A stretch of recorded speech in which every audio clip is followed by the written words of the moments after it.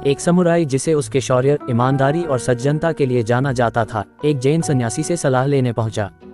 जब सन्यासी ने ध्यान पूर्ण कर लिया तब समुराई ने उससे पूछा, मैं इतना हीन क्यों महसूस करता हूँ?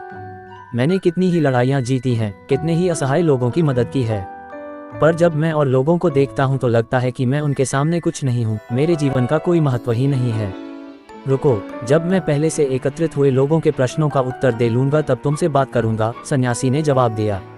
समुराई इंतजार करता रहा। शाम ढलने लगी और धीरे धीरे सभी लोग वापस चले गए।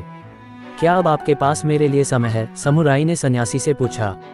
सन्यासी ने इशारे से उसे अपने पीछे आने को कहा। चांद की रोशनी में सब कुछ बड़ा शांत और सौम्य था, सारा वातावरण बड़ा ही मोहक प्रतीत हो रहा था।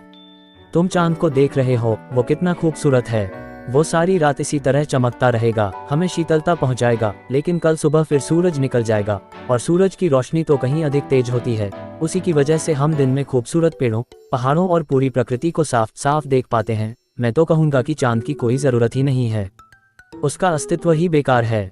अरे, ये आप क्या कह रहे हैं? ऐसा बिल्कुल नहीं है, समुराई बोला। चांद और सूरज बिल्कुल अलग अलग हैं, दोनों की अपनी अपनी उपयोगिता है, आप इस तरह दोनों की तुलना नहीं कर सकते हैं। समुराई बोला, तो इसका मतलब तुम्हें अपनी समस्या का हल पता है।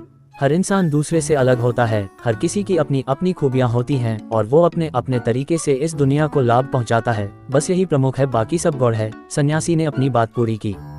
फ्रेंड्स, हमें भी खुद को दूसरों से कंपेयर नहीं करना चाहिए। अगर औरों के अंदर कुछ क्वालिटीज हैं तो हमारे अंदर भी कई गुण हैं, पर शायद हम अपने गुणों को कम और दूसरों के गुणों को अधिक आंकते हैं। हकीकत तो ये है कि हम सब यूनिक हैं और सभी किसी न किसी रूप में स्पेशल हैं। कहानी अच्छी लगे तो लाइक और सब्सक्राइब करें।